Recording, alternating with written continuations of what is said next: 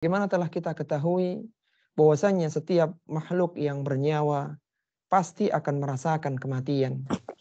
Ketika ajal kematian seorang telah datang, maka ajal itu tidak bisa dimajukan dan tidak bisa diundurkan. Sebagaimana Allah Subhanahu wa taala berfirman di dalam Al-Qur'an, A'udzu billahi minasyaitonir rajim. وَلَن يُؤَخِّرَ اللَّهُ نَفْسًا إِذَا جَاءَ أَجَلُهَا وَاللَّهُ خَبِيرٌ بِمَا تَعْمَلُونَ. Kata Allah Subhanahu wa taala, dan Allah Subhanahu wa taala sekali-kali tidak akan menangguhkan ajal kematian seseorang apabila ajal kematiannya telah tiba. Dan Allah Subhanahu wa taala Maha mengenal terhadap apa yang kalian kerjakan. Seorang tidak pernah mengetahui di bumi manakah dia akan meninggal dunia.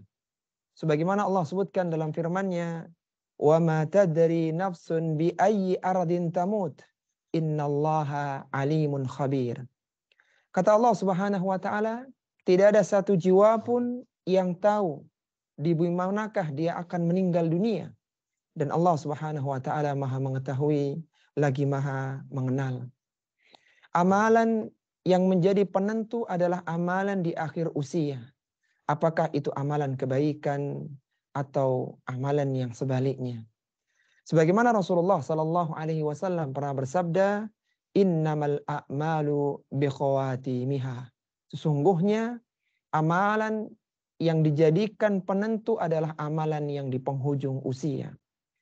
Seorang yang di akhir usianya, dia bisa berhasil menutup usianya dengan amalan husnul khatimah, maka ruhnya akan diseru, akan disambut ketika hari kiamat dengan seruan yang Allah sebutkan dalam Al-Quran di akhir surat Al-Fajr.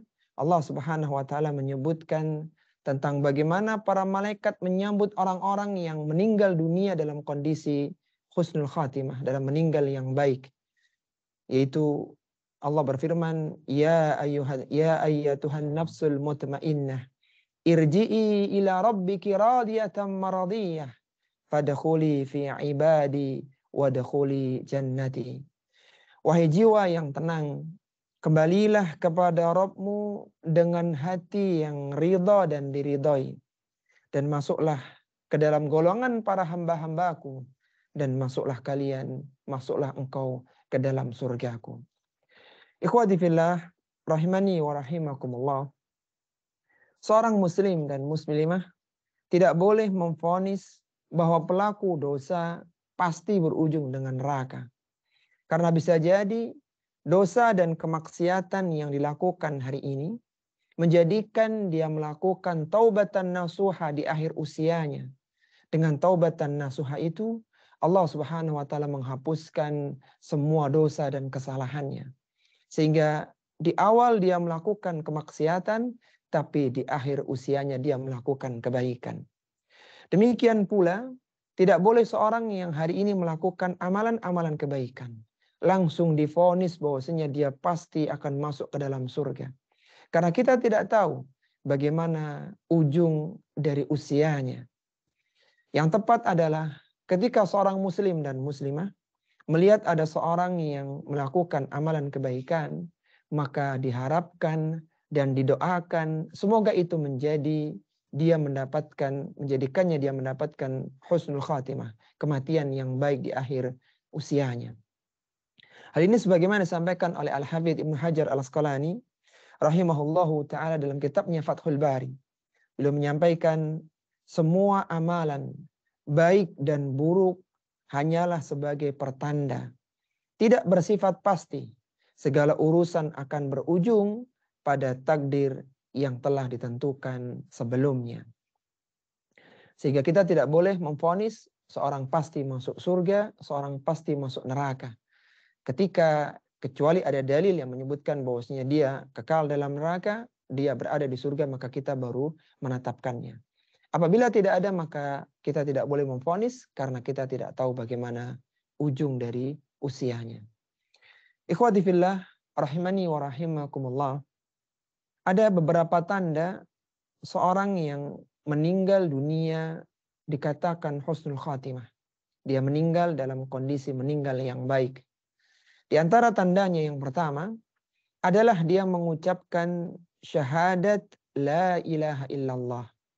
Dia mengucapkan kalimat tauhid di penghujung usianya dengan mengucapkan la ilaha illallah. Hal ini sebagaimana diriwayatkan dari Mu'adz bin Jabal radhiyallahu taala anhu. Ia berkata bahwa Rasulullah sallallahu alaihi wasallam pernah bersabda, "Man kana akhiru kalamihi la ilaha illallah dakhalal jannah." Barang siapa yang akhir dari usianya dia ucapkan la ilaha illallah, tidak ada sembahan yang berhak disembah kecuali hanya Allah Subhanahu wa taala, dakhalal jannah. Niscaya dia akan dimasukkan ke dalam surga. Ini merupakan tanda yang pertama bahwa orang yang meninggal dalam kondisi husnul khatimah, dia sempat mengucapkan la ilaha illallah. Kemudian tanda yang kedua, seorang yang meninggal dalam kondisi meninggal yang baik, yang husnul khatimah, adalah meninggal dengan keringat yang ada di dahinya. Ini menunjukkan beratnya dia ketika sakaratul maut, dan beratnya dia ketika sakaratul maut itu menjadikan diampuni dan dimaafkan semua dosa dan kesalahannya. Sebagaimana disebutkan oleh Nabi Shallallahu Alaihi Wasallam, al-mu'minu yamutu bi'arakil jabin. Orang yang beriman itu dia meninggal dengan keringat yang ada di dahinya. Artinya menunjukkan saat-saat sakaratul maut yang berat. Suatu ketika Ibunda Aisyah radhiyallahu taala anha beliau menyebutkan ketika beliau melihat bagaimana beratnya sakaratul maut Rasulullah sallallahu alaihi wasallam. Kita tahu Rasulullah ketika meninggal dunia beliau menyatakan la ilaha illallah innalil mauti lasakarat. Sesungguhnya di dalam kematian itu ada sakaratnya. Maka ketika Ibunda Aisyah radhiyallahu taala anha melihat bagaimana Rasulullah meninggal dunia dalam kondisi yang seperti itu, dalam kondisi meninggal yang baik, namun beliau merasakan bagaimana sakaratul maut yang beliau rasakan ketika itu. Maka Ibunda Aisyah mengatakan, aku tidak melihat ada orang yang lebih mudah sakaratul mautnya kecuali Nabi Shallallahu Alaihi Wasallam. Dan setelah ini aku tidak berharap ada orang yang mendapatkan kemudahan dalam sakaratul maut. Artinya setiap orang akan mengalami fase-fase yang berat dalam sakaratul maut. Di antaranya adalah orang-orang yang beriman, dan beratnya ketika sakaratul maut menjadikan Allah Subhanahu wa taala mengampuni dosa-dosanya. Dan bagi orang-orang yang masih hidup akan melihat keringat yang ada di dahi orang yang meninggal dunia tersebut. Kemudian tanda yang ketiga, di antara tanda seorang yang meninggal dalam kondisi husnul khatimah adalah meninggal pada malam Jumat atau meninggal pada siang hari Jumat. Jadi meninggal pada Kamis malam Jumat atau di pagi atau siang hari Jumat. Hal ini sebagaimana hadis yang diriwayatkan dari Abdullah bin Amr radhiyallahu taala anhuma. Ia berkata, Rasulullah sallallahu alaihi wasallam bersabda, "Ma min muslimin yamutu yaumal jumu'ati aw lailatal jumu'ati illa waqahu Allahu fitnatal qabri." Kata Nabi sallallahu alaihi wasallam, tidaklah ada seorang muslim yang dia meninggal dunia pada malam Jumat atau dia meninggal pada hari Jumat, illa waqahu Allahu fitnatal qabri, kecuali Allah akan melindunginya dari fitnah kubur, dari pertanyaan mungkar dan nakir ketika di alam kuburnya. Artinya ketika dia diselamatkan dari fitnah kubur, maka ini pertanda dia meninggal dalam kondisi yang baik, dalam kondisi husnul khatimah. Kemudian yang keempat, di antara tanda-tanda seorang yang meninggal dalam kondisi husnul khatimah adalah meninggal dunia dalam keadaan ribat. Ribat artinya seorang yang berjaga-jaga di perbatasan wilayah peperangan. Ketika terjadi peperangan di kalangan antara kaum muslimin dengan orang-orang kafir. Maka orang-orang yang berjaga di perbatasan wilayah ini berpotensi untuk terbunuh lebih dulu. Maka ketika dia ditunjuk untuk berribat berjaga-jaga itu, mengantisipasi ketika ada musuh yang datang masuk ke dalam negeri, ke dalam sebuah wilayah yang dikuasai oleh kaum muslimin, yang kaum muslimin berada di dalamnya, maka orang yang berjaga ini dikatakan sebagai murabit, orang yang melakukan ribat. Seorang yang melakukan ribat ini pahalanya besar sekali, karena dia beresiko dengan kematian. Maka seorang yang melakukan ribat, meskipun dia tidak meninggal dunia, maka dia mendapatkan pahala yang besar. Dan kalaupun dia meninggal dunia karena ribatnya itu, berjaga-jaga di perbatasan wilayah tersebut, maka dia termasuk meninggal dalam kondisi yang husnul khatimah. Hal ini sebagaimana diriwayatkan dari Salman radhiyallahu taala anhu, ia mengatakan, sami'tu Rasulullah sallallahu alaihi wasallam yaqul. Aku mendengar Rasulullah sallallahu alaihi wasallam bersabda, ribatu yaumin wa lailatin khairun min siyami syahrin wa qiyamihi. Kata Rasulullah sallallahu alaihi wasallam, ribat, berjaga-jaga di perbatasan wilayah ketika terjadi peperangan, itu 1 hari, 1 malam lebih baik daripada puasa 1 bulan dan melakukan qiyamul lail 1 bulan. Seorang yang berjaga sehari semalam itu pahalanya lebih baik, lebih besar, lebih utama daripada orang yang berpuasa 1 bulan dan salat malam selama 1 bulan. Kemudian Rasulullah sallallahu alaihi wasallam kembali bersabda. Beliau mengatakan, wa in mata jara alaihi amaluhu alladhi kana ya'maluhu. Kalaulah dia meninggal dunia ketika ribat itu, ketika berjaga-jaga di perbatasan negeri itu, maka akan dituliskan pahala amalan yang dia biasa melakukannya. Ketika dia biasa membaca Al-Quran, maka akan terus tulis pahala untuknya. Ketika dia biasa melakukan sholat sunnah, maka dituliskan baginya. Dan beliau mengatakan, wa ujri alaihi rizquhu wa aminal fatan. Dan akan mengalir rizki untuknya, wa aminal fatan, dan akan diselamatkan dari fitnah kubur. Artinya dia tidak mendapatkan pertanyaan dari munkar dan nakir. Ini menunjukkan bahwa orang yang meninggal dalam kondisi ribat adalah orang yang meninggal dalam kondisi yang baik, dalam kondisi husnul khatimah. Kemudian ikhwati fillah, rahimani wa rahimakumullah, di antara tanda-tanda orang yang meninggal dalam kondisi yang baik, dalam kondisi husnul khatimah, adalah mati syahid di medan peperangan. Seorang yang mati syahid di medan peperangan ini memiliki banyak keutamaan. Sebagaimana disebutkan oleh Nabi sallallahu alaihi wasallam, lisyahidi indallahi sittu khisalin. Seorang yang mati syahid, seorang yang meninggal di medan peperangan, maka dia mendapatkan 6 keutamaan di sisi Allah Subhanahu wa taala. Apa 6 keutamaan itu? Kata Nabi sallallahu alaihi wasallam, yughfaru lahu min awwali duf'atin min damihi. Dia akan diampuni dosa-dosanya sejak tetesan darahnya yang pertama. Ketika dia berperang, kemudian dia tergores, menetes darahnya, maka saat itu dosanya diampuni oleh Allah Subhanahu wa taala. Kemudian yang kedua, wa yura maq'adahu minal jannati wa yujaru min adzabil qabri. Dan ditampakkan baginya tempatnya di surga dan dia dilindungi dari siksa kubur. Akan ditampakkan baginya surga setiap pagi dan petang. Ditunjukkan bahwasanya inilah tempat yang akan engkau duduki, yang akan engkau tempati ketika tegaknya hari kiamat. Dan dia pun diselamatkan dari azab kubur, dari siksa kubur. Kemudian yang ketiga, di antara keutamaan yang akan didapatkan orang yang meninggal di medan peperangan, wa ya'manu min faza'il akbar. Dia akan diselamatkan dari goncangan kiamat yang besar. Kita tahu bahwasannya kiamat yang terjadi pada hari Jumat melalui tiupan sangkakala malaikat Israfil alaihi salatu wassalam itu akan menghancurkan seluruh jagat raya.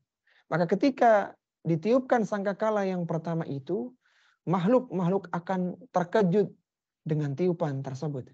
Adapun orang-orang yang meninggal dalam kondisi mati syahid sebagai seorang syuhada, maka dia dilindungi dari goncangan ketika terjadinya hari kiamat. Kemudian yang keempat, di antara keutamaan yang akan didapatkan oleh orang yang mati syahid, wa yuhalla hullatal iman. Dia akan mendapatkan perhiasan, yaitu perhiasan keimanan. Yang kelima, wa yuzawwaju minal huril in. Dia akan dinikahkan dengan bidadari-bidadari surga. Dan yang terakhir, yang keenam adalah wa yushaffa'u fi sab'ina insana min aqaribihi. Dia akan diberikan hak untuk memberikan syafaat kepada 70 orang dari kalangan kerabatnya.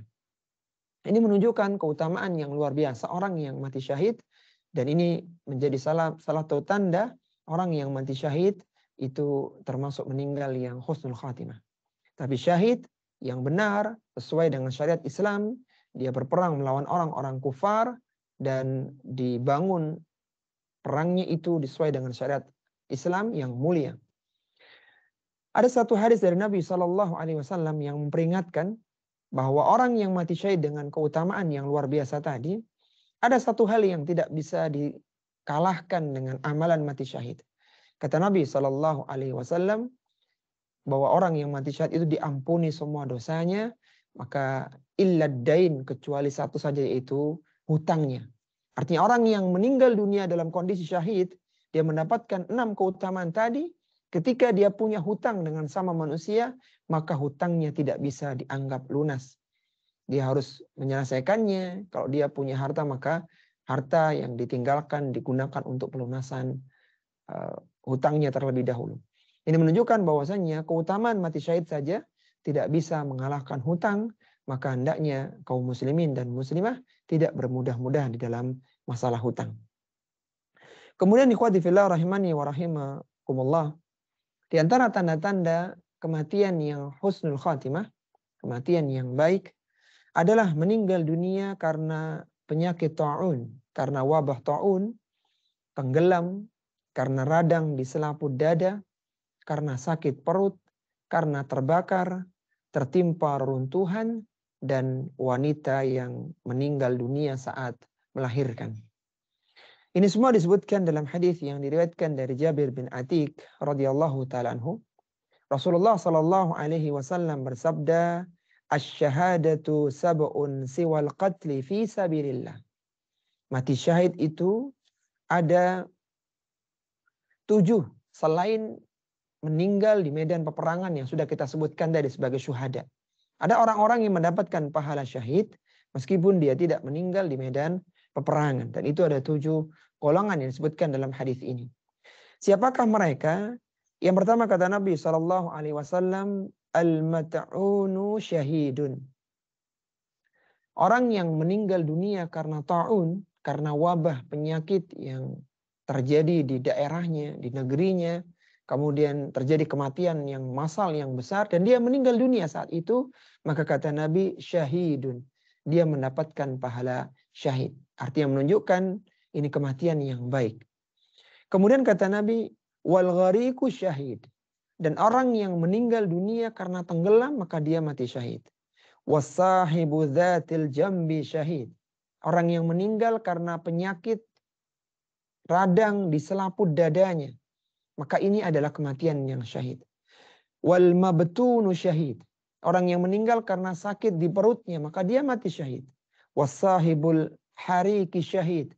Orang yang meninggal karena terbakar, maka dia mati syahid. Walladhi yamutu tahtal hadami syahid. Orang yang meninggal karena tertimpa reruntuhan, maka dia pun mati syahid. Wal mar'atu tamutu bijum'in syahid. Dan wanita yang melahirkan, yang mana ketika dia melahirkan itu anaknya masih berada di perutnya, dan dia meninggal dunia ketika melahirkan itu, maka dia meninggal dalam kondisi syahid. Artinya seorang wanita yang meninggal karena melahirkan, maka dia meninggal dalam kondisi mati syahid. Mati yang baik, mati yang husnul khatimah. Kemudian yang berikutnya, ikhwati fillah rahimani wa rahimakumullah, di antara tanda-tanda kematian yang baik adalah meninggal dunia karena penyakit TBC dan wanita yang meninggal dunia saat nifas.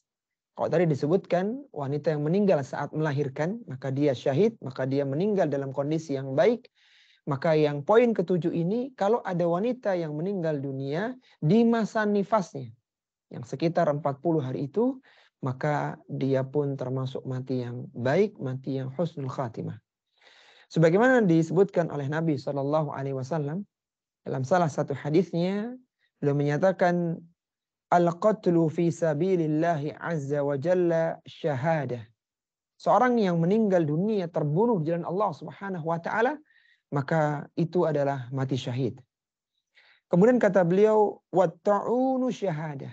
Meninggal karena ta'un, karena wabah di sebuah daerah, sebuah negeri, maka itu adalah mati yang baik, mati yang syahid. Wal ghariqu syahadah.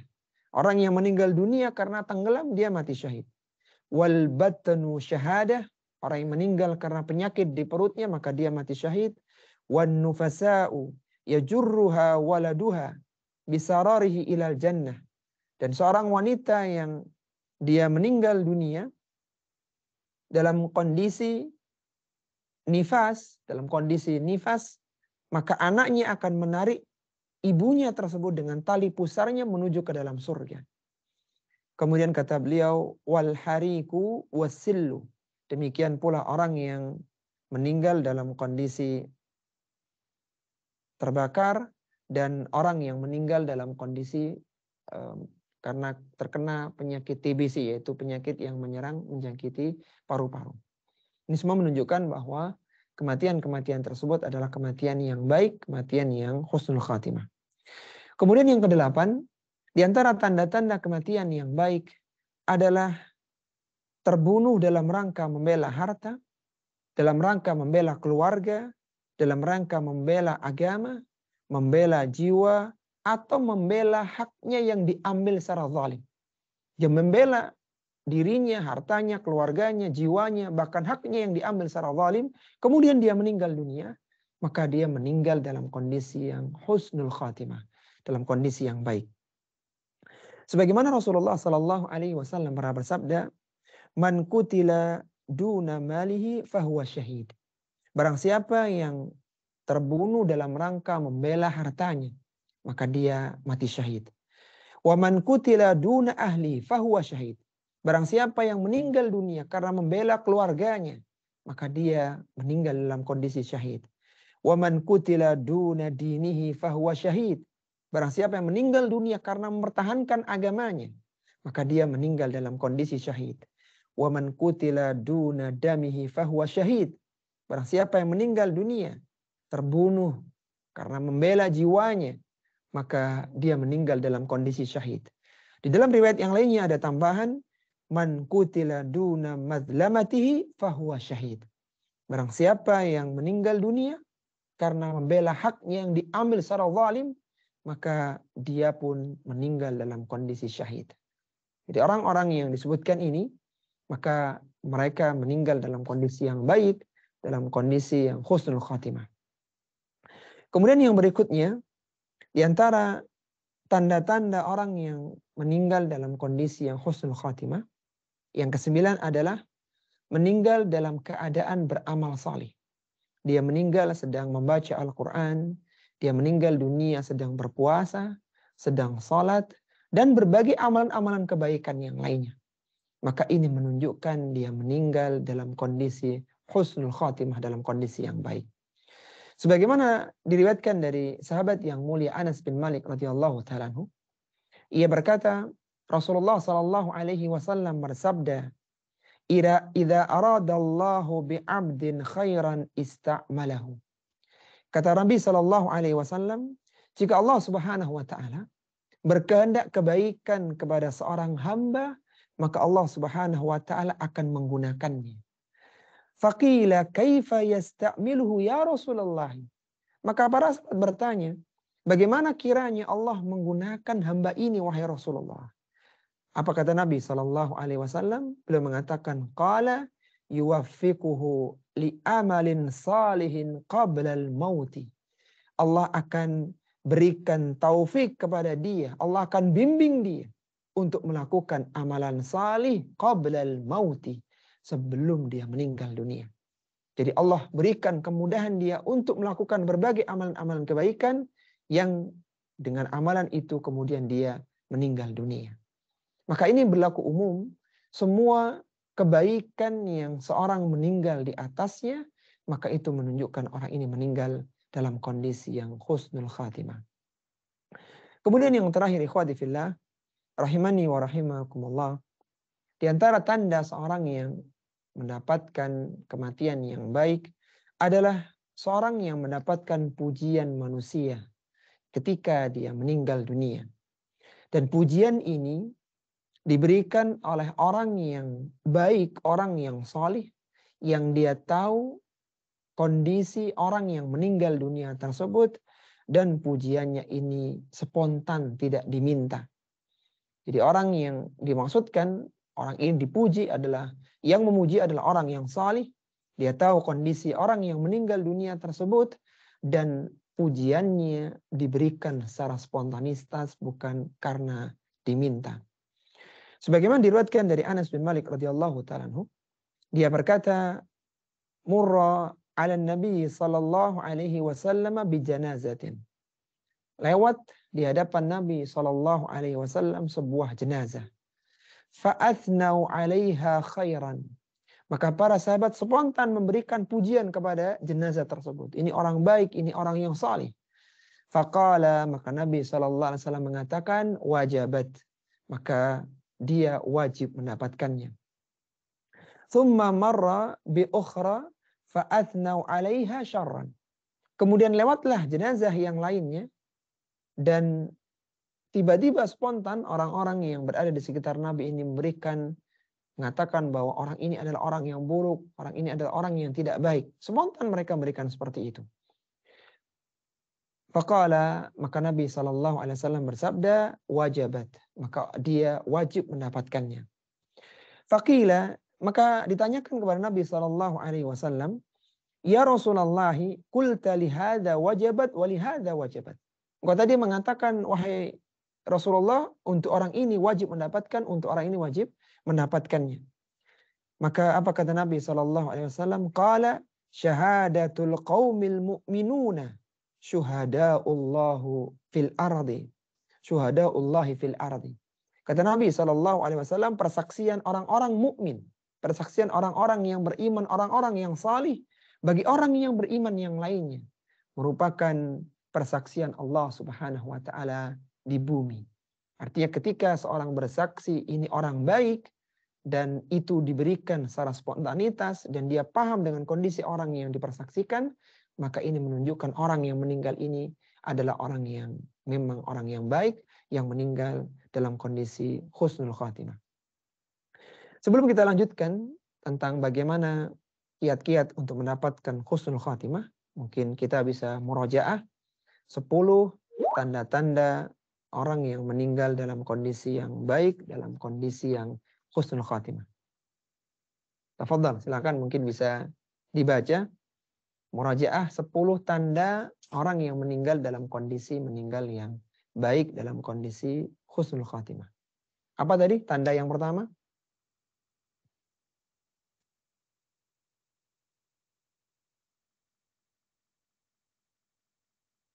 Apa kira-kira tanda yang pertama seorang yang meninggal dalam kondisi yang husnul khatimah? Mengucapkan kalimat tauhid, Ustaz. Mengucapkan kalimat tauhid, la ilaha illallah. Masya Allah. Yang pertama. Kemudian yang kedua, tandanya?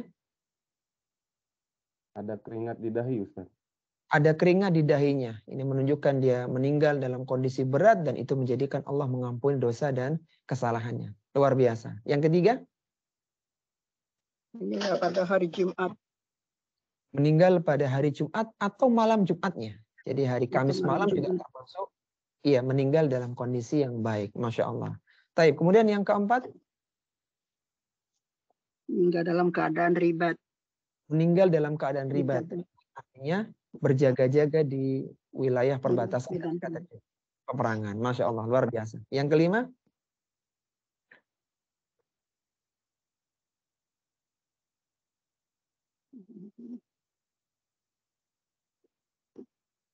Tanda yang kelima bagaimana?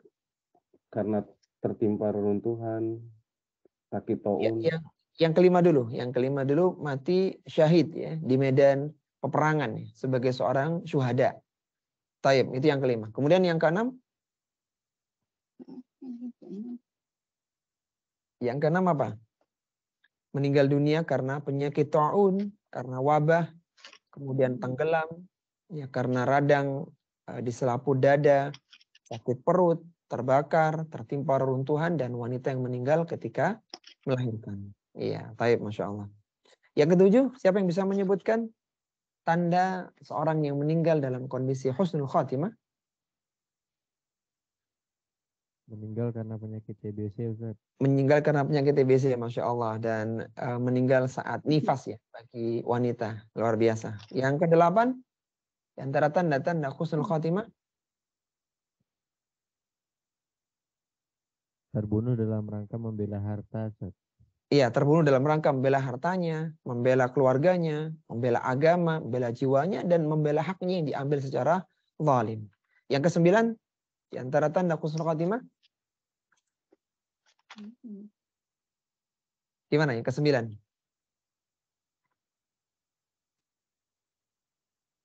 Meninggal dunia dalam beramal saleh. dalam kondisi beramal soleh. Masya Allah, luar biasa. Baik, kemudian yang terakhir, ikhwati fillah. Kemudian mendapatkan pujian manusia ketika meninggal. Masya Allah, mendapatkan pujian manusia ketika meninggal dunia. Dan pujian ini diberikan oleh orang yang solih, yang dia tahu kondisi orang yang meninggal, dan diberikan secara spontan, tidak diminta. Baik, luar biasa. Kita mohon kepada Allah Subhanahu wa Ta'ala, semoga Allah menganugerahkan kepada kita kematian yang baik, kematian yang husnul khatimah, yang dengannya kita dimudahkan untuk masuk ke dalam surga tanpa hisab dan tanpa adab. Kemudian ikhwati fillah, rahimani wa rahimakumullah, kita akan membahas tentang bagaimana kiat-kiat untuk mendapatkan kematian yang baik tersebut. Kematian yang husnul khatimah, kematian yang ketika ruh berpisah dengan badan disambut oleh para malaikat dengan kafan yang harum dari surga, dia dipanggil dengan panggilan yang dia sukai ketika di dunia, dan berbagai kenikmatan-kenikmatan yang lain Allah berikan kepada orang yang meninggal dalam kondisi yang baik. Ada beberapa kiat yang semoga kita dimudahkan di dalam mengamalkannya. Kiat yang pertama adalah menjaga tauhid dan tidak berbuat kesyirikan. Dia jaga tauhidnya, dia jauhi berbagai bentuk-bentuk kesyirikan. Karena seorang yang menjaga tauhidnya, maka insya Allah di ujung usianya Allah Subhanahu wa Ta'ala akan berikan dia kemudahan untuk mempertahankan tauhid. Bahkan Allah berikan kemudahan dia untuk mengucapkan kalimatut tauhid, la ilaha illallah. Sebagaimana Allah sebutkan dalam Al-Quran, Allah berfirman dalam surat Ibrahim pada ayat yang ke-27, Allah menyatakan, yuthabbitullahu alladhina amanu bilqawli tsabiti fil hayatid dunya wa fil akhirah. Kata Allah Subhanahu wa Ta'ala, Allah akan meneguhkan orang-orang yang beriman bilqawli tsabit, dengan ucapan yang teguh.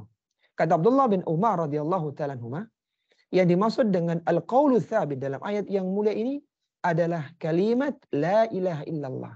Allah akan teguhkan dia untuk mengucapkan kalimat tauhid la ilaha illallah. Kapan? Ketika di kehidupan dunianya, artinya ketika sakaratul maut, wa fil akhirah, dan ketika di alam kuburnya. Rasulullah Shallallahu Alaihi Wasallam ketika menjelaskan ayat yang mulia ini, surat Ibrahim pada ayat yang ke-27 ini, beliau mengatakan dalam salah satu hadisnya, al-muslimu idza su'ila fi qabrihi fayashhadu an la ilaha illallah wa yashhadu anna Muhammadar Rasulullah wa dzalika qauluhu ta'ala yuthabbitu Allahu alladhina amanu bil qawli tsabiti fil hayatid dunya wa fil akhirah. Kata Nabi sallallahu alaihi wasallam, seorang muslim ketika di alam kuburnya dia ditanya oleh malaikat Munkar dan Nakir, man rabbuka, siapa Rabbmu, siapa nabimu, apa agamamu? Kemudian dia berhasil mengatakan syahadat la ilaha illallah wa asyhadu anna Muhammadar Rasulullah, maka itulah yang dimaksud dalam firman Allah, yuthabbitullahu alladhina amanu bil qawli tsabiti fil hayatid dunya wa fil akhirah. Artinya dia akan diberikan kekuatan mengucapkan kalimatut tauhid di akhir usianya, ketika detik-detik dia akan meninggal dunia, dan akan diberikan kemudahan dia mengucapkan kalimatut tauhid di alam kuburnya. Ini yang pertama. Dia menjaga tauhidnya dan menjauhi berbagai bentuk kesyirikan. Kemudian yang kedua, di antara kiat untuk mendapatkan kematian yang baik, kematian yang husnul khatimah, adalah berupaya istiqamah di dalam melakukan amalan saleh. Meskipun amalan itu amalan yang kecil dalam pandangan manusia, amalan yang tidak banyak, maka hendaknya diistiqomahkan. Ketika seorang istiqomah dalam sebuah amalan, maka besar kemungkinan ketika Allah cabut ruhnya, dia sedang melakukan amalan yang biasa dia lakukan. Sehingga ketika seorang muslim dan muslimah memiliki kebiasaan membaca Al-Quran, maka hendaknya dia istiqomahkan. Meskipun yang dia baca hanya 1 halaman. Ketika dia punya kebiasaan menjaga salat sunnah rawatib, maka hendaknya dia biasakan. Karena bisa jadi dia diwafatkan oleh Allah Subhanahu wa taala setelah atau ketika dia melakukan salat sunnah rawatib tersebut. Ketika seorang biasa melakukan puasa sunnah, maka hendaknya diistiqomahkan. Karena bisa jadi Allah cabut nyawanya di siang hari yang ketika itu dia sedang berpuasa. Dan demikian seterusnya berbagai amalan-amalan kebaikan yang lainnya. Karena amalan yang dicintai oleh Allah Subhanahu wa taala adalah amalan yang istiqamah meskipun amalan itu kecil.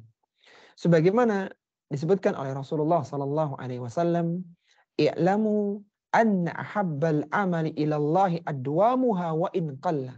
Ketahuilah bahwasanya amalan yang dicintai oleh Allah Subhanahu wa taala adwamuha, yang istiqamah, yang kontinu, wa in qalla, meskipun amalan itu tampak kecil. Jadi amalan yang baik bukan amalan yang banyak sekali kemudian tidak dilakukan lagi. Amalan yang baik adalah amalan yang sedikit tetapi istiqamah. Maka menjaga amalan-amalan kebaikan merupakan salah satu kiat untuk mendapatkan kematian yang husnul khatimah. Di antara amalan yang perlu kita istiqomahkan dan kita mohon kemudahan kepada Allah Subhanahu wa taala adalah menjaga wudu. Ketika seorang muslim dan muslimah dia batal wudunya, dia buang hajat, maka hendaknya disempatkan untuk memperbarui wudu lagi. Ketika dia buang hajat, maka dia segera berwudu setelah itu. Apa kata Nabi Shallallahu Alaihi Wasallam? Beliau mengatakan, la yuhafidu alal wudu'i illa mu'min. Tidaklah bisa menjaga wudu kecuali dia adalah orang yang beriman. Seorang yang biasa menjaga wudunya mendapatkan justifikasi dari Nabi Shallallahu Alaihi Wasallam bahwa dia seorang mukmin. Maka ketika dia meninggal dunia dalam kondisi berwudu, maka dia mendapatkan amalan kebaikan yang luar biasa. Bahkan Bilal itu terompahnya terdengar di surga. Bukan karena amalan besar yang dia lakukan. Dia hanya, tidaklah dia batal wudunya kecuali dia segera berwudu dan dia sholat sunnah wudu semampu yang dia lakukan. Semampu yang dia bisa lakukan. Dan banyak amalan-amalan lainnya, maka hendaknya amalan-amalan itu berupaya kita istiqomahkan meskipun tidak banyak, meskipun itu kecil.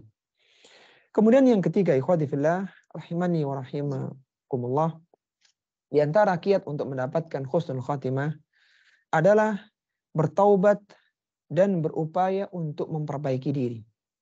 Hendaknya ketika seorang tergelincir dalam dosa dan kesalahan, dia segera bertaubat kepada Allah Subhanahu wa taala dan dia berusaha untuk tidak tergelincir di kesalahan yang sama. Manusia yang baik bukanlah manusia yang tidak pernah melakukan dosa.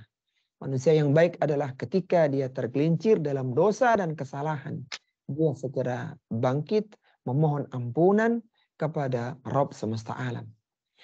Sebagaimana Allah Subhanahu wa taala menyuruh orang-orang yang beriman dalam firman-Nya dalam surat At-Tahrim pada ayat yang ke-8.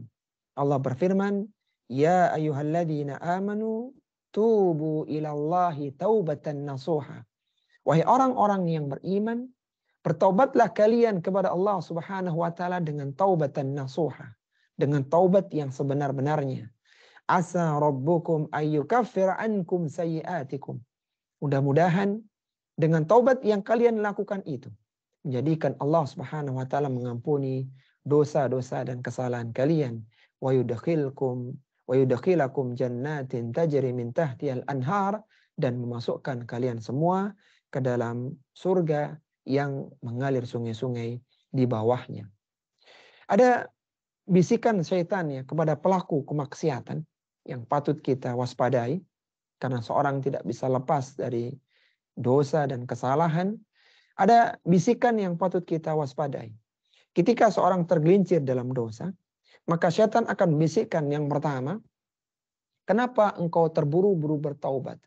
Karena percuma engkau taubat sekarang, nanti engkau akan tergelincir dosa lagi, tergelincir lagi, tergelincir lagi.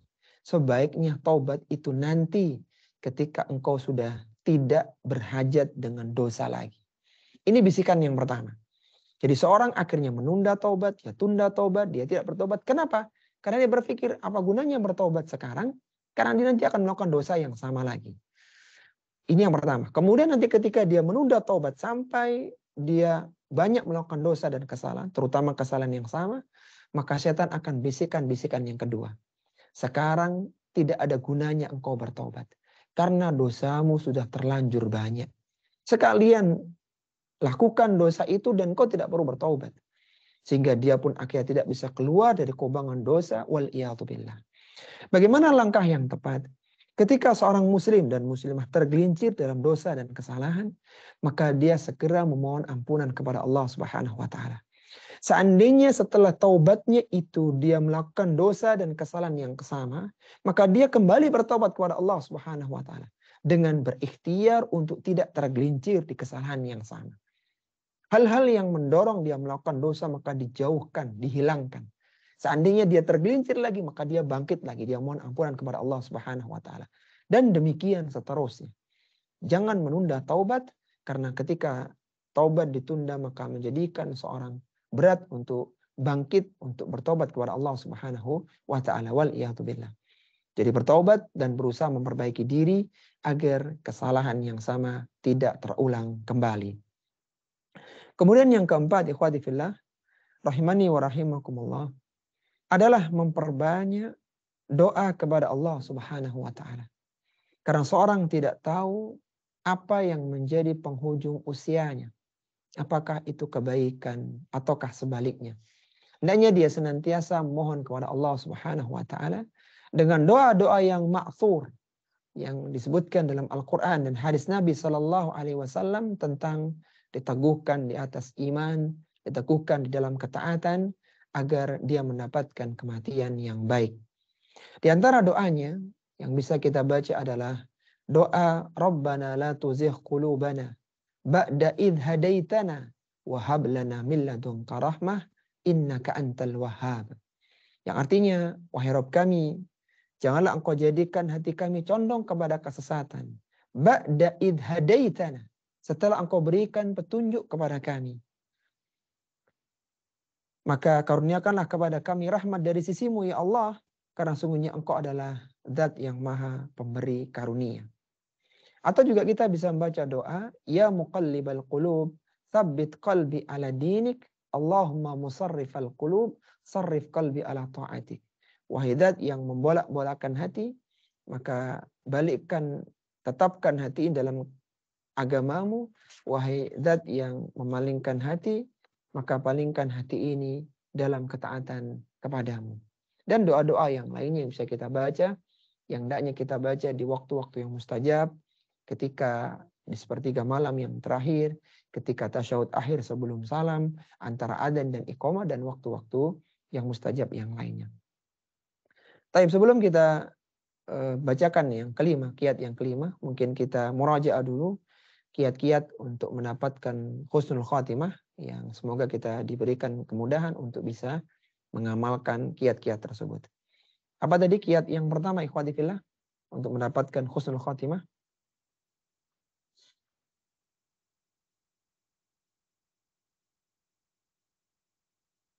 Menjaga tauhid, Ustaz. Iya, menjaga tauhid dan tidak berbuat kesyirikan. Taib, Masya Allah. Itu yang pertama. Yang kedua?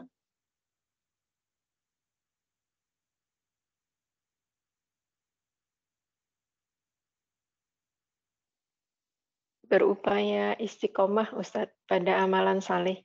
Masya Allah, luar biasa. Berupaya istiqamah di dalam melakukan amalan solih meskipun amalan itu tidak banyak, tidak besar nilainya. Taib. Kemudian yang ketiga, untuk mendapatkan kematian yang baik.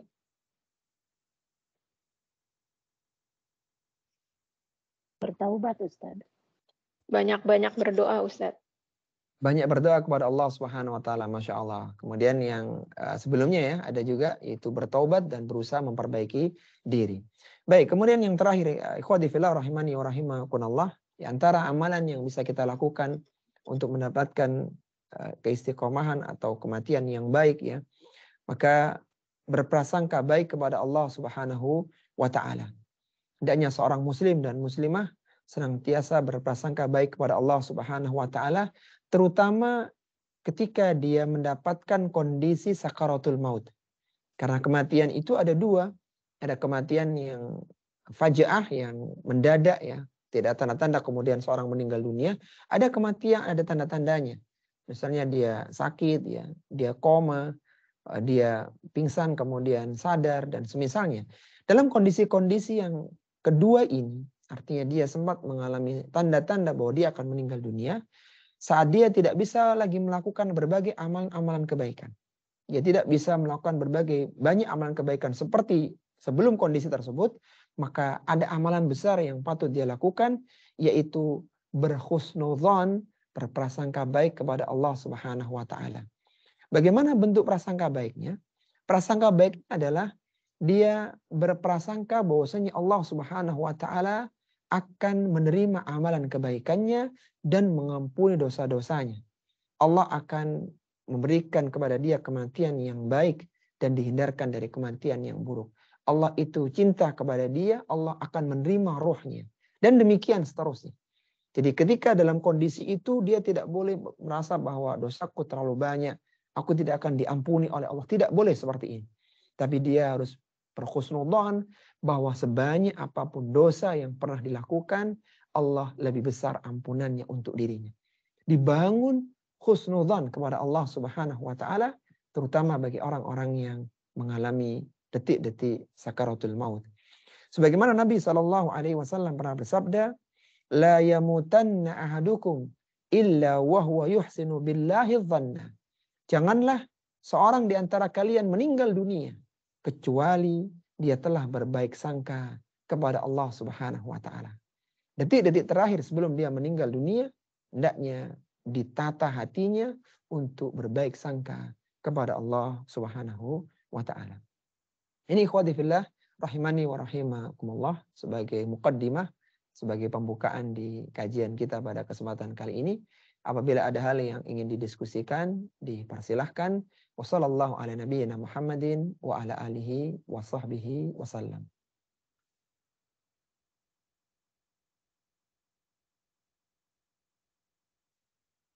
Jazakumullah khairan Ustadz atas pemaparan dari kitab yang Ustadz tulis, Kematian Husnul Khotimah. Insya Allah kita akan memasuki sesi tanya jawab Ustadz. Ya. Ada yang sudah raise hand Ustadz dari Amerika Ustadz. Tafadhol. Ya, jazakumullahu khairan, host. Alhamdulillah, jazakumullahu khairan Ustadz atas pemaparan materinya hari ini. Semoga Allah Subhanahu wa taala memberikan keberkahan dan kemudahan juga perlindungan bagi Ustadz dunia dan di akhirat. Amin. Ustadz, ada 2 pertanyaan sementara Silahkan. ini dari Ummahat Saung Muslimah Kanada Amerika. Yang pertama adalah, Assalamualaikum warahmatullahi wabarakatuh. Ustadz, mohon penjelasannya tentang pemaparan Ustadz tadi tentang pahala yang setara dengan jihad atau pahala-pahala lainnya yang bisa membuat kematian husnul khatimah. Apakah Ustadz ada orang yang berprasangka bahwa ketika disebutkan nanti kalau TBC termasuk salah satu husnul khatimah. Terus ada orang yang sakit TBC tapi nggak mau diobatin Ustadz. Nah contohnya yang seperti itu. Ya. Apakah itu termasuk juga dapat pahala seperti yang tadi Ustadz sebutkan? Atau yang nifas Ustadz, terkadang juga ada muslimah yang tidak membersihkan atau tidak care terhadap kesehatannya, sehingga Ya. nifasnya menjadi bumerang atau infeksi di dalam rahimnya dia. Nah, apakah itu juga kalau disengaja Ustadz, karena niatnya pingin husnul khatimah, karena sedikit frustasi mungkin Ustadz, apakah itu juga termasuk? Jazakumullahu khairan atas nasihat Baik. Ustadz. Jazakallahu khairan, Masya Allah. Pertanyaan yang bagus dari saung muslimah di Amerika ya. Baik, yang pertama tentang tadi ya, disebutkan ada beberapa amalan yang dia menyamai orang yang mati syahid, kata Nabi SAW. Di antaranya orang yang meninggal dunia karena terbakar, karena tenggelam, karena penyakit taun, wabah taun, karena tertimpa runtuhan, dan beberapa yang lainnya. Termasuk di antaranya adalah wanita yang meninggal ketika melahirkan dan ketika nifas begitu. Maka di sini dijelaskan oleh para ulama-ulama kita bahwa mereka mendapatkan pahala syahid, artinya seperti orang yang meninggal di medan peperangan, tapi secara prosesi mereka tetap dilakukan proses seperti manusia biasa. Artinya seorang meninggal dalam kondisi biasa. Adapun orang-orang yang mati dalam kondisi syahid di medan peperangan, maka jenazahnya itu tidak perlu dimandikan. Jadi dikuburkan dalam kondisi luka-luka yang ada di badannya. Dan luka-luka nanti ketika pada hari kiamat akan dibangkitkan dengan warna seperti warna darah, tapi baunya harum seperti bau harum aroma kasturi. Adapun orang yang disebutkan selain mati syahid tadi, selain orang yang berjihad di jalan Allah Subhanahu wa taala, maka mereka mendapatkan pahala syahid, tetapi secara prosesi itu seperti biasa. Artinya dimandikan, dikafani, kemudian dipemakamkan di pemakaman kaum muslimin pada umumnya. Tapi dia mendapatkan keutamaan pahala seperti orang yang berjihad. Dan ini disebutkan oleh Nabi SAW ketika Rasulullah bertanya kepada para sahabat, siapakah orang yang mati syahid itu, wahai para sahabatku? Kata para sahabat, yaitu seorang yang terbunuh jalan Allah Subhanahu wa taala ketika berperang. Maka Rasulullah mengatakan, kalau begitu sangat sedikit sekali umatku yang mendapatkan pahala syahid. Lalu disebutkan oleh Nabi beberapa yang tadi kita bacakan. Orang yang meninggal karena penyakit taun, maka dia syahid. Orang yang meninggal karena tertimpa runtuhan, maka dia syahid, dan demikian seterusnya. Jadi dia mendapatkan keutamaan orang meninggal dalam kondisi syuhada, tetapi secara prosesi jenazah diproses seperti manusia pada umumnya. Taib. Kemudian yang kedua tentang bagaimana orang yang menyengaja ya, ketika dia punya penyakit TBC, kemudian dia tidak berobat, atau nifas sengaja tidak dirawat sehingga infeksi, dan harapannya dengan demikian maka dia meninggal dunia dalam kondisi syahid, maka ini tidak dibenarkan. Yang pertama, karena ada satu hadis Nabi SAW, Rasulullah mengatakan, tadawaw ya ibadallahi, berobatlah kalian wahai hamba Allah. Artinya kita diperintahkan kalau sakit harus berobat, bukan dibiarkan. Artinya di antara bentuk tawakal kita kepada Allah, di antara bentuk sabar kita dengan musibah yang Allah berikan kepada kita adalah dengan berobat. Jadi tidak berobat ketika sakit ini juga kurang tepat begitu. Kemudian yang kedua, ada seorang yang disebutkan oleh para sahabat sebagai orang yang gagah perkasa di medan peperangan. Itu dia berperang dengan gagah perkasanya, dia bunuh musuh dengan luar biasa, sampai para sahabat terkagum-kagum dengan orang ini. Maka sebagian mereka menganggap bahwasanya ini orang akan menjadi ahli surga. Kemudian ucapan itu didengar oleh Nabi SAW. Beliau mengatakan, huwa min ahlin nar, dia termasuk penghuni neraka. Ketika ringkasnya, ketika itu dia terkena luka yang sangat banyak, ya, karena dia ingin mati syahid, semangatnya ingin mati syahid tadi, dia mendapatkan luka yang sangat banyak, dan dia tidak segera mendapatkan kematiannya. Lalu dia tidak sabar, dia letakkan pedangnya di tanah, kemudian ujungnya di ulu hatinya, di jantungnya. Kemudian ditekan oleh dia dan dia meninggal dalam kondisi mati bunuh diri. Nah, karena kondisi tadi, maka kata sahabat yang menyaksikan kejadian itu, maka sungguh benar yang disabdakan oleh Nabi SAW. Ini semuanya menunjukkan bahwa kematian husnul khotimah itu tidak diskemakan dengan cara seperti itu. Itu dia berusaha untuk sudah kita nggak berobat saja biar meninggal karena penyakit ini. Tidak begitu. Tapi itu karunia dari Allah Subhanahu wa taala. Kalaulah ingin mendapatkan husnul khatimah, maka tempuhlah cara-cara yang sudah kita sebutkan.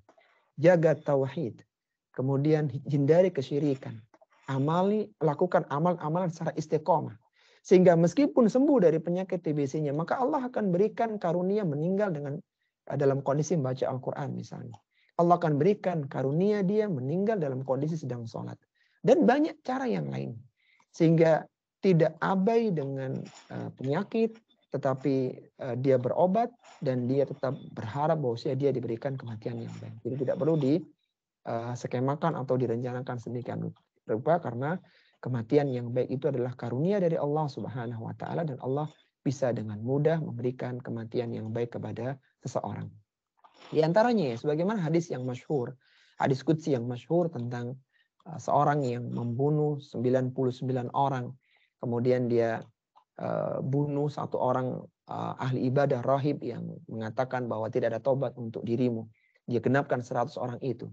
Kemudian Allah berikan dia taufik untuk mendatangi sebuah negeri orang-orang yang saleh. Karena nasihat dari salah seorang ketika ditanya, bagaimana ketika aku ingin taubat, datangilah negeri ini dan negeri itu. Maka berjalanlah dia ke sana, dan di tengah perjalanan itu dia meninggal dunia. Orang ini, ikhwati fillah, rahimani wa rahimakumullah, dia belum sampai ke negeri tempat yang akan dia tuju. Tempat dia hijrah, tempat dia berbuat kebaikan, tempat dia belajar. Dia belum sampai ke sana. Bahkan dia belum mendengarkan satu kajian pun di tempat itu. Tapi dia punya keinginan yang baik. Dan disebutkan dalam hadis tadi, dadanya menjorok satu jengkal ke negeri yang dia akan tuju. Allah mengatakan kepada negeri yang ditinggalkan agar menjauh. Allah menyatakan kepada negeri yang dia tuju akan mendekat. Dan terjadi perebutanlah antara malaikat adab dengan malaikat rahmat. Dan Allah memerintahkan, keisu, ukurlah mana yang lebih dekat kepada dia. Dan setelah diukur ternyata dia lebih dekat satu jengkal di negeri yang akan dia tuju, di negeri kebaikan. Yang menarik ikhwati fillah, rahimani wa rahimakumullah, rahimani wa rahimakumullah, orang ini belum melakukan kebaikan. Bahkan dia sudah jelas melakukan pembunuhan yang luar biasa. 100 orang dia bunuh. Dan pembunuhan adalah dosa besar. Akan tapi ketika Allah ingin menjadikan dia kematian yang baik, dijadikan dia meninggal dalam kondisi sedang berjalan untuk belajar, untuk mendatangi tempat kebaikan. Dia belum sampai, tapi Allah berikan kematian yang baik untuk dirinya dalam kondisi sedang menempuh jalan kebaikan, bukan dalam kondisi sedang membunuh orang. Jadi kembali lagi bahwa ingin mendapatkan husnul khotimah harus menempuh cara-cara yang sudah disebutkan, tidak menggunakan cara-cara sendiri yang kadang malah tergelincir dalam dosa dan kesalahan. Ada satu kalimat yang sering diucapkan oleh para ulama-ulama kita, yang ini menjadi salah satu renungan bagi kita yang ingin mendapatkan kebaikan, maka kita harus menempuh caranya. Ucapan yang sangat indah dari Abu Atahiyah, tarjun najata walam tasluk masalikah inna safinata la tajri alal yabas. Disebutkan dalam kata-kata tadi, Abu Atahiyah tadi, seorang ingin mendapatkan keselamatan, tapi dia tidak menempuh cara-caranya, maka ketahuilah bahwasannya perahu tidak akan pernah belayar di atas daratan. Artinya ketika ingin mendapatkan suatu kebaikan, dia harus menempuh cara yang benar, yang disyariatkan. Wallahu ta'ala a'lam.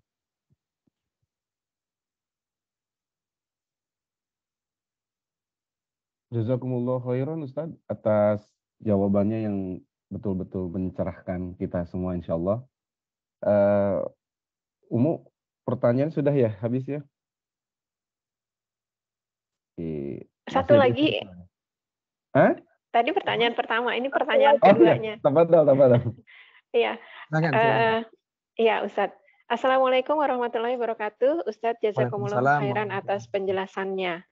Ustadz, mohon nasihatnya. Saya belum mengerti tentang yang disebut istiqomah. Misalnya, saya melakukan sholat sunnah rawatib. Tapi karena baru belajar, Ustadz, jadi kadang lupa, kadang masih tercecer. Tapi niat saya sudah ingin istiqomah. Begitu juga dengan membaca Al-Quran. Apakah ini sudah bisa dinamakan istiqomah kalau masih terlupakan atau terlewatkan? Tapi niatnya sudah belajar istiqomah, Ustadz. Jazakumullahu khairan. Jazakumullahu khairan. Pertanyaan yang bagus ya dari Amerika ya. Tentang bagaimana definisi istiqomah. Istiqomah adalah seorang muslim dan muslimah berupaya untuk melazimkan, membiasakan amalan-amalan kebaikan. Dan biasanya amalan itu jumlahnya tidak besar. Karena ketika itu banyak, maka butuh energi yang besar untuk membiasakannya. Itu amal-amalan sederhana, tetapi ketika dilakukan, apalagi dikumpulkan, maka menjadi besar. Jumlahnya bahkan besar nilainya di hadapan Allah Subhanahu wa Ta'ala. Misalnya tadi disebutkan, seorang sudah berusaha untuk menjaga sholat sunnah rawatib. Sholat sunnah rawatib ini, akhwati fillah, atau ikhwati fillah rahimani wa rahimakumullah, adalah sebuah amalan yang besar. Amalan kecil tetapi besar pahalanya. Sampai-sampai disebutkan oleh Nabi SAW dalam hadis Ummu Habibah. Hadis yang diriwayatkan oleh ibunda Ummu Habibah radhiyallahu taala anha, bahwasanya tidaklah ada seorang muslim yang dia melakukan 12 rakaat salat sunnah selain salat fardunya. Apa kata Nabi? Illa banallahu baitan fil jannah au bunyalahu baitun fil jannah. Kecuali Allah akan bangunkan sebuah istana baginya di surga. Atau Allah akan berikan kepada dia sebuah istana di surga.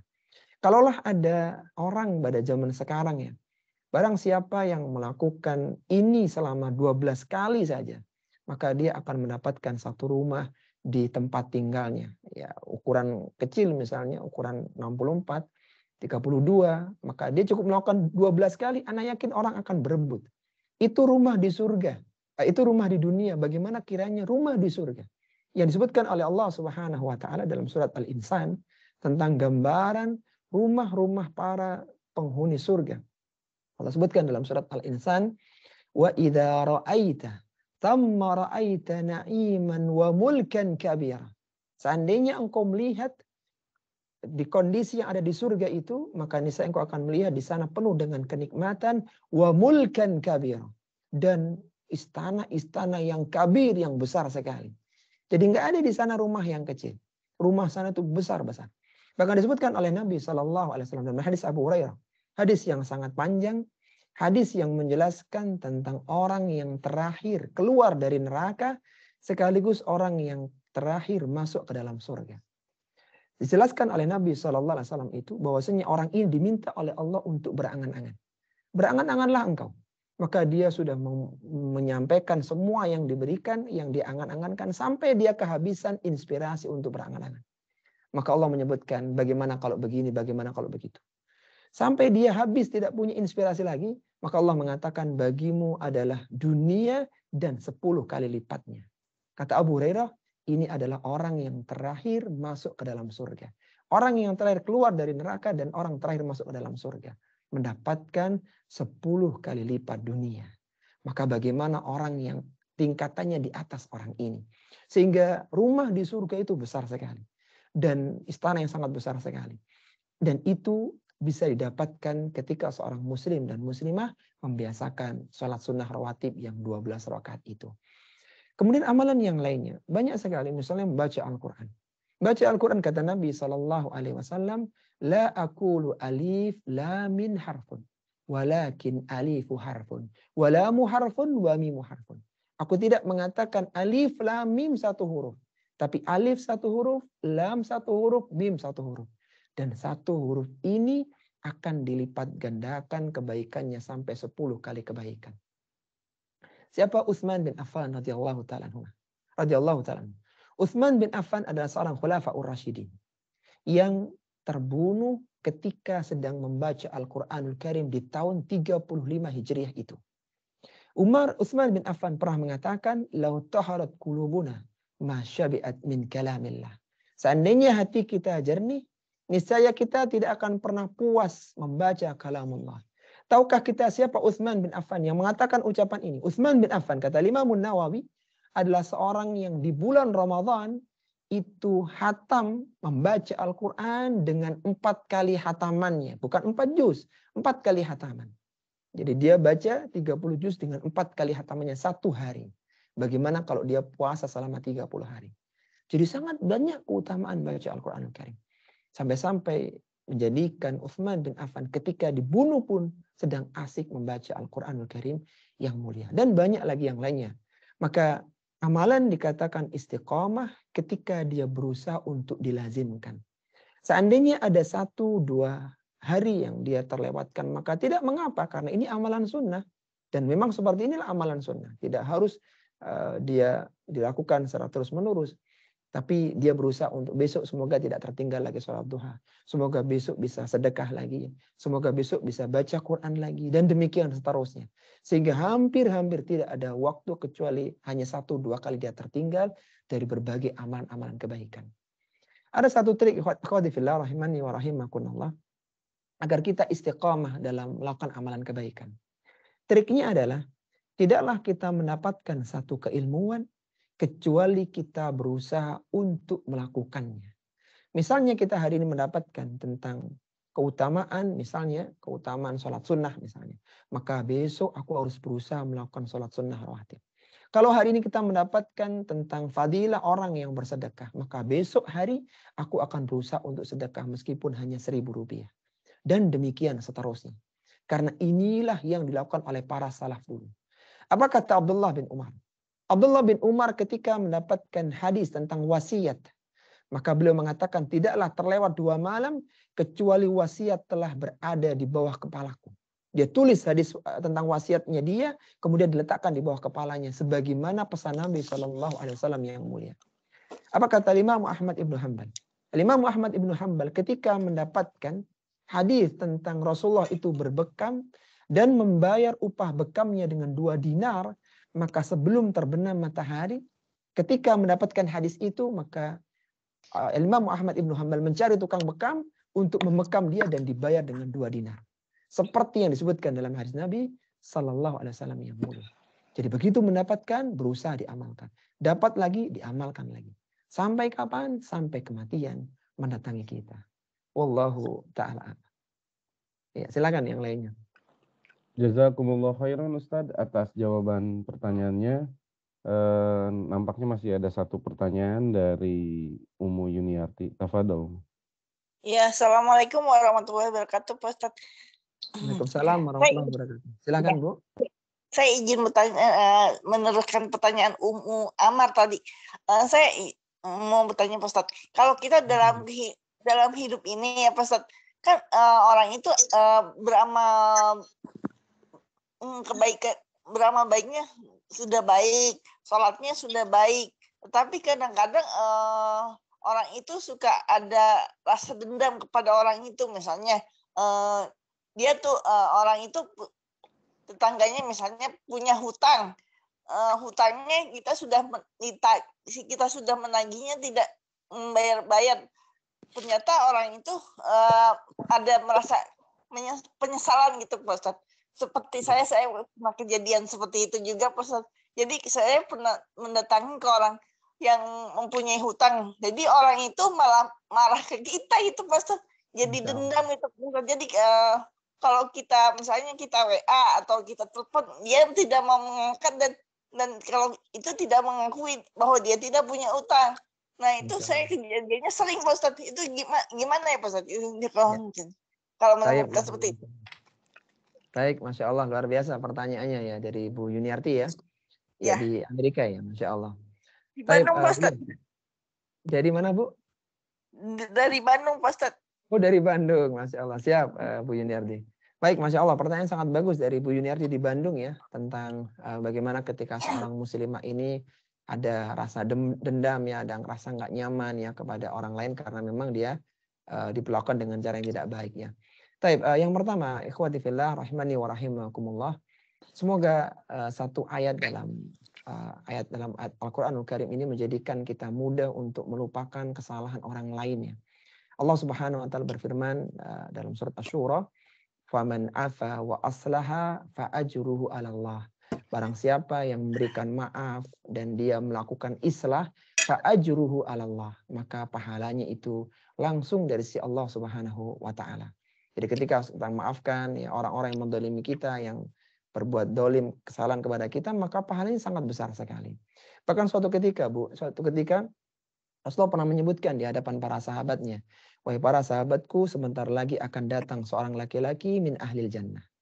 Kemudian para sahabat heran ya, Masya Allah nih orang disebut sebagai penghuni surga. Maka Abdullah bin Umar radhiyallahu ta'ala Abdullah bin Umar ini bermalam di rumah orang itu selama 3 hari. Bermalam 3 hari dan dia tidak mendapatkan orang ini memiliki amalan yang istimewa. Bahkan dia tidak bangun dalam qiyamul lailnya. Dia biasa saja begitu. Maka sebelum pulang, Abdullah bin Umar bertanya kepada orang ini, "Wahai saudaraku, ketahuilah bahwasanya aku ini ingin tahu amalanmu yang menjadikan engkau dikatakan oleh Nabi sebagai penghuni surga. Maka apa amalan istimewa?" Dia mengatakan, "Aku tidak punya amalan apa-apa." Kemudian karena didesak terus oleh Abdullah bin Umar, dia mengatakan, "Wahai saudaraku, tidaklah aku menjamkan mata di malam hari, kecuali aku telah maafkan semua orang-orang yang telah mendolimiku di siang harinya." Maka kata Abdullah bin Umar, "Hakadha, ini dia yang kami belum bisa mengamalkannya." Berusaha memaafkan kesalahan orang lain merupakan amalan yang besar yang menjadikan orang ini dikatakan oleh Nabi rajulun min ahlil jannah, seorang yang akan menjadi penghuni surga. Jadi bayangkan kalau ada seorang muslim dan muslimah, dia didolimi oleh orang lain. Dia punya hak memang untuk membalas ya, atau bahkan mendoakan. Tetapi ketika dia memaafkan, maka ini hal yang utama. Dan yakin bahwa ini amalan yang besar nilainya di hadapan Allah Subhanahu wa taala. Memaafkan orang-orang yang telah mendolimi kita. Rasulullah Shallallahu Alaihi Wasallam itu banyak didolimi oleh orang-orang Quraisy waktu itu ya, orang-orang kufar Quraisy. Beliau diusir dari negerinya, bahkan beliau sempat dilempari batu ketika di Taif. Tapi ketika Fathu Mekah tahun 8 Hijriah di bulan Ramadan itu, Rasulullah bisa menguasai kota Mekah. Berhala-berhala di sekitar Ka'bah dihancurkan oleh Nabi Shallallahu Alaihi Wasallam. Maka apa kata Nabi? Maka beliau mengatakan, "Antumut tulaqa, kalian semuanya bebas. Tidak ada yang aku hukum di antara kalian." Tidak ada yang dihukum. Rasulullah tidak membalas, "Ini kalau engkau dulu sudah mencelaku, engkau dulu sudah melempariku batu." Tidak ada. Semuanya dimaafkan oleh Nabi Shallallahu Alaihi Wasallam. Ini menunjukkan beliau adalah seorang yang pemaaf. Kita tahu kisahnya Nabi Yusuf alaihi salatu wassalam. Yang Nabi Yusuf itu dimasukkan ke dalam sumur oleh saudara-saudaranya karena hasad yang ada di kalangan mereka. Ketika Nabi Yusuf itu berada di singgasananya, bapak dan saudara-saudara sujud ke hadapannya sebagai sujud penghormatan dan mereka mengakui kesalahan-kesalahannya. Maka Nabi Yusuf tidak ada yang mengungkit-ungkit kesalahan itu. "Kamu dulu yang sudah melemparkan aku ke sumur." Tidak ada. Tapi semua dimaafkan oleh Nabi Yusuf alaihi salatu wassalam. Jadi kembali lagi bahwa orang yang besar adalah orang yang mudah memaafkan kesalahan orang lain. Karena diperlakukan salah, didolimi, itu hal yang biasa. Yang luar biasa adalah bagaimana dia bisa melupakan, bagaimana dia bisa memaafkan orang-orang yang mendoliminya. Sebagai penutup di pertanyaan yang ditanyakan di sesi yang kedua ini ya, bahwa apapun yang terjadi kepada kita, ikhwati fillah, itu sudah Allah tetapkan 50.000 tahun sebelum penciptaan langit dan bumi. Ketika ada orang yang mengambil harta dan yang lainnya meminjam kemudian tidak dikembalikan, maka kita harus yakin sebagaimana Allah telah menetapkan rizki untuk kita, Allah juga tetapkan harta itu diambil dengan cara seperti ini. Jadi semua sudah ditakdirkan oleh Allah Subhanahu wa taala. Kita berusaha menagihnya tapi kita tidak mendapatkan. Kembalikan, ini semua takdir dari Allah Subhanahu wa taala. Sehingga ringan bagi kita. Sebagaimana kita senang untuk mendapatkan harta yang telah Allah tetapkan, maka kita harus bersabar dengan diambilnya harta sebagaimana yang telah Allah tetapkan pula. Sehingga bagi orang-orang yang beriman, kebaikan dan keburukan itu semakin meningkatkan ketakwaannya kepada Allah Subhanahu wa taala. Wallahu taala a'lam. Jazakumullah khairan. Atas jawabannya. Assalamualaikum warahmatullahi wabarakatuh. Waalaikumsalam warahmatullahi wabarakatuh. Jazakumullah khairan Ustaz atas jawaban dari pertanyaan, sepertinya pertanyaan terakhir Ustaz. Ana sekali lagi berterima kasih atas kajian yang Ustaz telah sampaikan. Semoga menjadi amal ibadah dan pahala bagi Ustaz dan bagi kami yang mendengarkan. Insya Allah ilmu ini bisa kami amalkan sebaik-baiknya agar kami bisa mencapai taraf yang istiqomah. Kami dari Bumiku Mengaji memohon maaf apabila ada kekurangan dalam pelaksanaan kajian hari ini. insya Allah kita akan terus memperbaikinya ke depan, dan insya Allah kita akan bertemu kembali dengan Ustadz di kajian-kajian berikutnya. Dengan sebagai akhir, ana tutup dengan doa kafaratul majlis. Subhanakallahumma wa bihamdika asyhadu an la ilaha illa anta astaghfiruka wa atubu ilaik. Assalamualaikum warahmatullahi wabarakatuh. Waalaikumsalam. Waalaikumsalam warahmatullahi wabarakatuh. Jazakallah khair Ustaz.